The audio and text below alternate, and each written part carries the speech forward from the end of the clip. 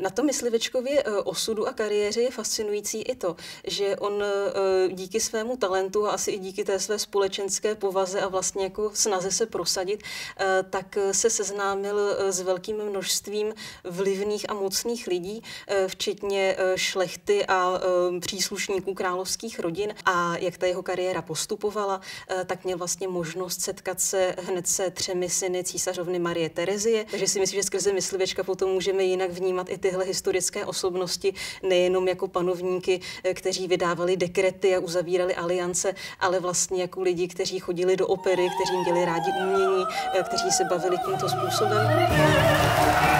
K nejvýznamnějším zadavatelům Myslivečkových oper v Itálii tak patřil neapolský král Ferdinand IV.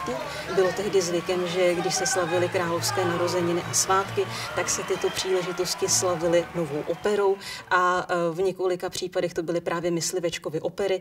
Dochovaly se o tom záznamy v dobovém tisku, že napřed byly slavnostní audience a líbání ruky, ohňostroje a dělostřelba a na večer se teda královská rodina a výkvět šlechty odebral do divadla, do Teatro San Carlo, kde se s velkou slávou dávala Myslivečkova nejnovější opera. Takže z toho vidíme, jakoby v jakých kruzích on se pohyboval a jak moc byla ta jeho hudba žádaná, úspěšná i tedy u těch mocných lidí své doby.